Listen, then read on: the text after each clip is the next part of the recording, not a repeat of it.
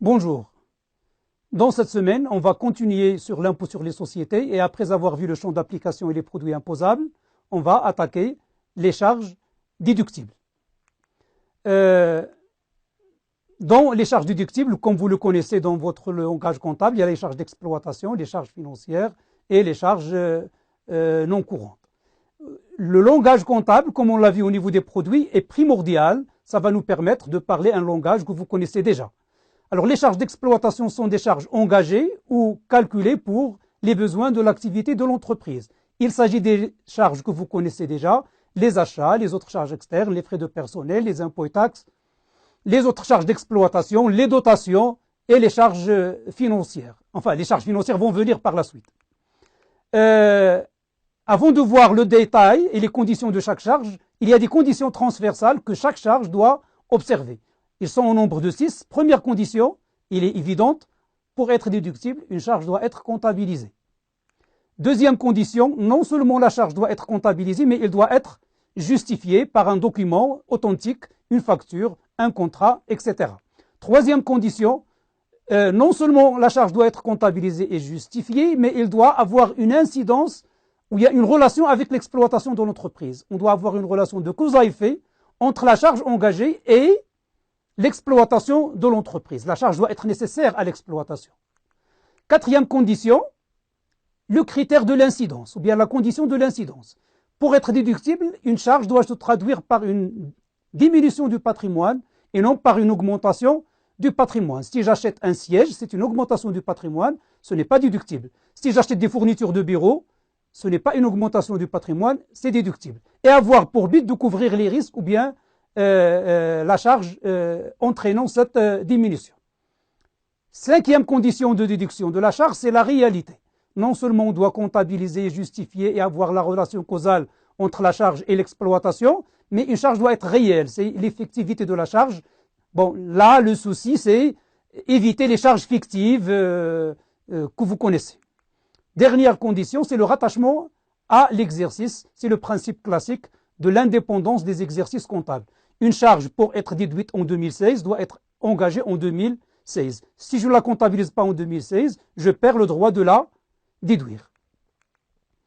Alors, on commence par les charges par nature, que vous avez appelées charges par nature en comptabilité, les achats. C'est quoi les achats? Ce sont des charges incorporées directement dans le prix d'achat ou dans le prix de revient d'une production donnée.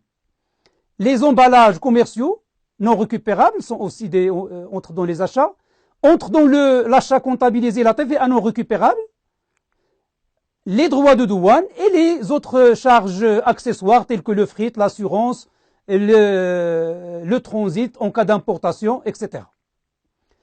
Les achats, est-ce qu'on doit les considérer au moment de la facturation ou au moment de la livraison? Comme on a vu pour les produits, le critère simple que vous devez retenir en tête, c'est qu'est-ce qui impacte le stock? Est-ce que c'est la facturation ou la livraison? C'est évident, c'est la livraison qui impacte le stock. Et donc, on doit considérer la date de la livraison et non pas la date de la facturation. Les autres charges externes, on a par exemple le loyer. Est-ce que le loyer est déductible? Oui, s'il respecte les conditions qu'on a vues. Et il est déductible s'il est versé à des tiers et non pas à soi-même pour les besoins de l'exploitation. Là, c'est la causalité. On ne déduit pas les avances et cautions parce que comptablement, vous le savez, les avances et cautions sont immobilisées dans les dépôts et cautionnements. On exclut aussi le prix du droit au bail. Pourquoi? Parce que le droit au bail, c'est un bien immobilisé. Ça entre dans les immobilisations incorporelles. Et donc, ça augmente le patrimoine et donc on ne peut pas le déduire. Les entretiens et réparations, là encore, aucun problème ne se pose à la déductibilité lorsque les entretiens ont pour effet de diminuer le patrimoine d'entreprise. Par contre, lorsque les entretiens ont pour effet d'augmenter la valeur d'une immobilisation ou bien la durée de vie d'un bien immobilisé, ce n'est pas déductible parce que ça augmente le patrimoine de l'entreprise. Les primes d'assurance, comme autre charge externe, c'est déductible si le contrat souscrit a pour objectif de garantir les risques sur les éléments d'actifs de l'entreprise, sur la responsabilité civile de l'entreprise et liées à l'exploitation, telles que le non-paiement des créances, les grèves, etc. En contrepartie, si les primes d'assurance sont déductibles, ce qu'on peut encaisser comme indemnité d'assurance serait bien sûr imposable. Toujours au niveau des primes d'assurance, cas particulier très intéressant, les primes contractées sur la tête d'un dirigeant. Les primes contractées par la société sur la tête d'un de ses dirigeants ne sont pas déductibles parce que le dirigeant n'est pas un actif et parce que dans la doctrine marocaine, on considère que ce type d'assurance, c'est un placement financier et non pas une vraie assurance. Mais donc la prime n'est pas déductible lorsque c'est contracté sur la tête d'un dirigeant, mais si le sinistre se réalise et l'entreprise encaisse une indemnité, l'indemnité devient imposable et par mesure de justice, si on impose l'indemnité, il faut déduire les primes qu'on n'avait pas déduites auparavant. Le transport et déplacement. Alors les transports et déplacements c'est déductible, que ce soit pour les marchandises ou bien pour le personnel.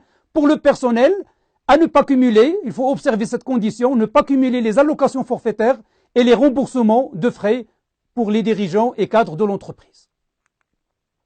Voilà, après avoir vu les conditions de déductibilité des charges, les achats et les autres charges externes, dans la vidéo suivante, on va voir les frais divers de gestion, les frais de personnel et les impôts et taxes.